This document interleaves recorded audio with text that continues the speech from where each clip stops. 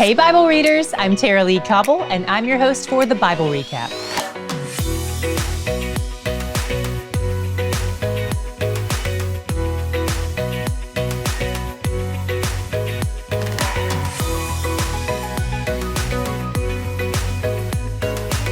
Welcome to our May Reflections and Corrections episode. Let's start with the reflections. We recently finished our 12th book of the Bible, and we're currently working our way through 3 others. So let's get the 30,000-foot view on where we are in the chronological timeline of the Bible's overall meta-narrative. The Bible is one unified story. Way back in Genesis, God set out to build a relationship with one particular family. But things go terribly wrong when they fracture the relationship through sin. But their sin doesn't surprise God. He already had a plan in place to restore this relationship even before it was broken. And he continues working out that plan immediately, undeterred and unhindered by their rebellion. He sets apart a man named Abraham to be the patriarch of this family, and he gives this family a name, the Israelites. They're a busted bunch of people who lie, cheat, and steal. God blesses them despite their sin, but sin still has its consequences. One of the long storylines of consequence is of the 400 years they spent enslaved in Egypt. God sends a man named Moses to demonstrate his power to the Egyptian ruler, who reluctantly agrees to let the Israelite slaves go. They flee to the desert, led by God and his servant Moses, and then little by little, God gives these people the basic rules of how to have a stable society. All they've ever known is slavery under a cruel dictator. They've never seen good leadership demonstrated. They're a bunch of uncivilized, ungrateful people who've only just met God and Moses, and they're not keen on obeying either of them. But in the midst of their sin and stubbornness and foolishness, God knows that what their hearts need is him. So he sets up camp among them in the desert. More than anything, he wants them to remember who he is to them, the God who rescued them out of slavery. He's trying to point them back to the truth that people who recognize him as God can rely on his pattern of faithfulness, even when they are unfaithful. But they keep forgetting. And every time they forget, they either get fearful and disobey, or they get prideful and disobey. Their disobedience lands them a 40-year sentence in the desert wilderness. In the meantime, all the first generation dies off, and God raises up a new leader, Joshua, to lead them into the promised land.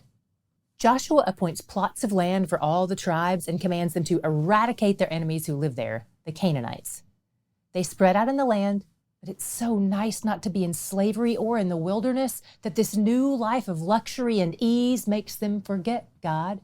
So they never fully conquer the land completely. There are still pockets of Canaanites all around. God has warned them repeatedly about the consequences of this, which are their enemies, the Canaanites, will become a snare to them and lead them away into apostasy. And that's exactly what happens.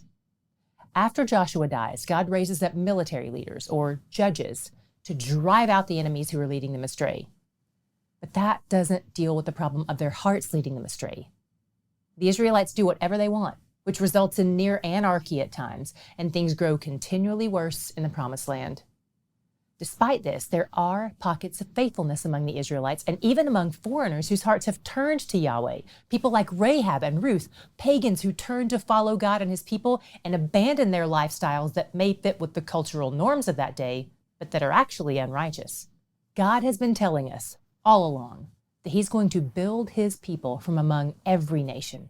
And we're starting to see more and more evidence of that coming to pass. Then God raises up a prophet named Samuel, who takes on the task of leading the people. But what they really want is a king. God tells Samuel to give the people what they want, but it's not going to go well for them. Their first king is Saul, a fearful man who's oppressed by a demon and who makes rash decisions without consulting God. Eventually, Saul dies in battle, and a shepherd named David is positioned as Israel's second king.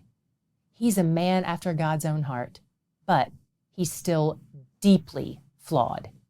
He makes a few wicked decisions that mark him for life, but they don't mark him for eternity. God shows him astonishing amounts of mercy and grace. David deals with the consequences of his sins for the rest of his life and is eventually succeeded on the throne by Israel's third king, his son Solomon. Solomon is known as the wisest man who ever lived, which bodes well for him as a king.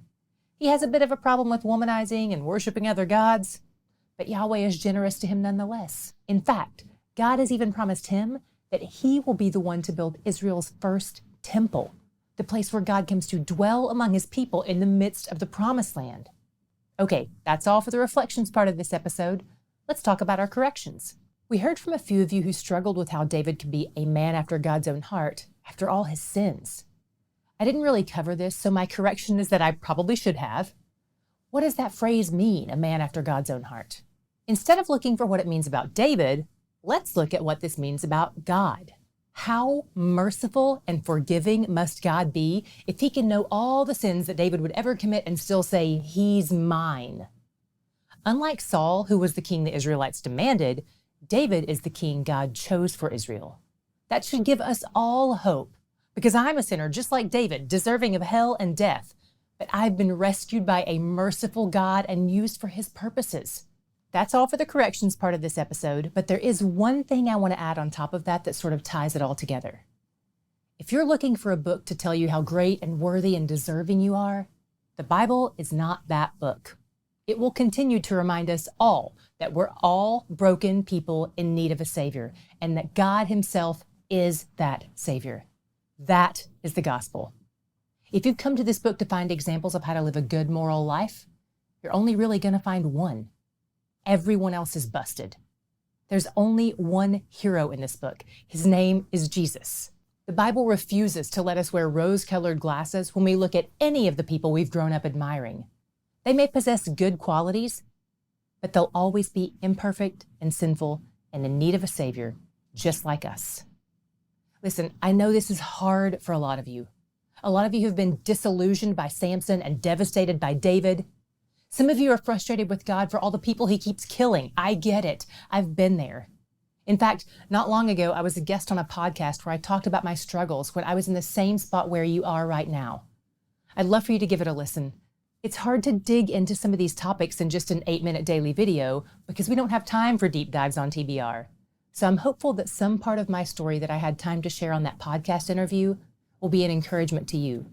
We'll link to it in the description box. It's called Renew You Podcast, episode 37. Don't give up, Bible readers. God brought you here for a reason. He has pursued you to this very spot, and he's not going to give up on you, so you might as well lean in. That's all for the month of May. From day one until now, I hope you're seeing more and more that he's where the joy is.